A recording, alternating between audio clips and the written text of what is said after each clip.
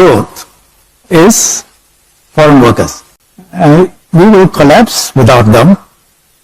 We will collapse without foreigners. After 60 years of uninterrupted rule by his party, the freedom to implement whatever policy they chose, the helicopter vision that they said they possessed, Minister Shanmugam now tells us that without foreigners, our economy will collapse. Now, this is a crucial message that I want to bring to Singaporeans in the UK.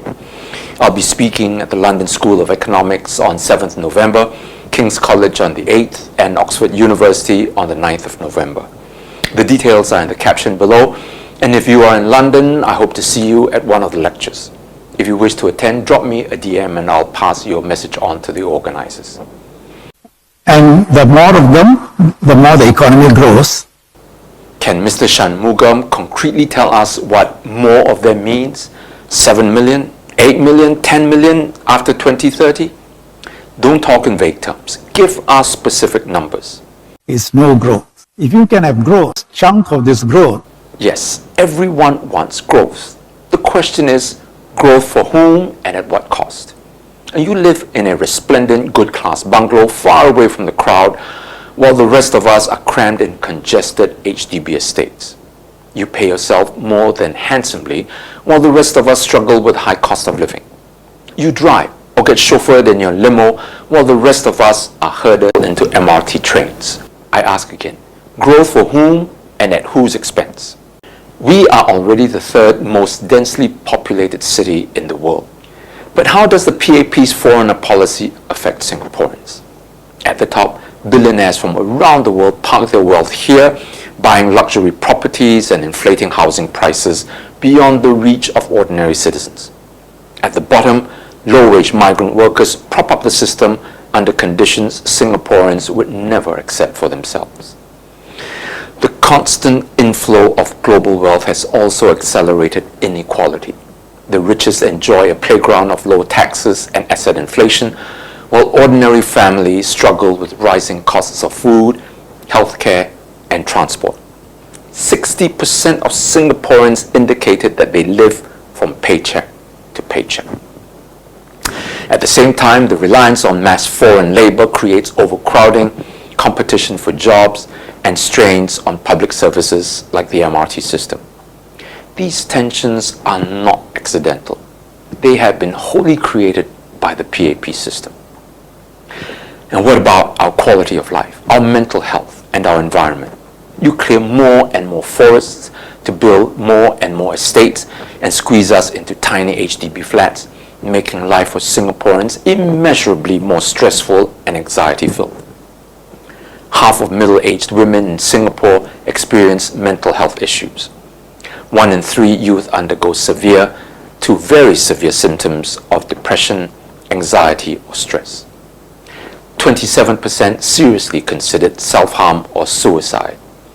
We have the highest suicide rate in Southeast Asia. By the way, I talk at length about this issue and how we can build resilience and overcome these mental health problems in my latest book, Unbroken: The Power of Resilience. You can purchase a copy at cheesoonjuan.com. Now, exacerbating the situations is that Singaporeans have no democratic system to voice their discontent, much less change public policy. Criticism and dissent are silenced by authoritarian controls. Speech laws, state media, and the electoral system are tilted heavily in favor of the PAP. With AI, the government tells us that the job market is going to come under huge pressure and that there will be major job displacements. Younger Singaporeans, including fresh graduates, are finding it harder and harder to find employment. And yet our population increased to a record 6.11 million at last count, with the increase coming mainly from foreigners. Harder for Singaporeans to find jobs, and yet the government keeps increasing the number of foreigners coming in. How do you reconcile that? Is this the kind of growth that Mr. Shanmugam is talking about? Growth at the expense of our people?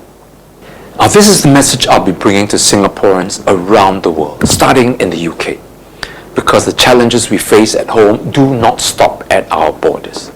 They affect every one of us, wherever we are in the world, and we will have to reckon with the kind of society we are building.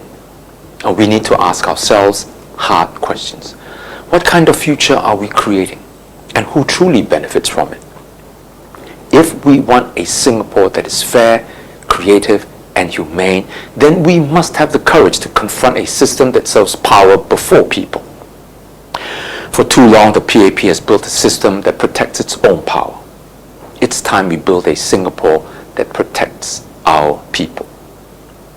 If we dare to question, to speak, to stand together, we can build a Singapore that values people over profit.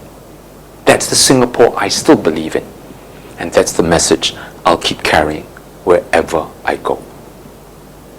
Now, one more thing. Mr. Shanmugam didn't answer my question in my last video, so I'll ask it again.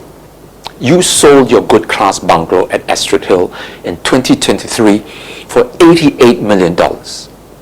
Now, the property was transferred to USB trustees acting as trustees for the Jasmine Villa settlement, but the ultimate buyer remains undisclosed.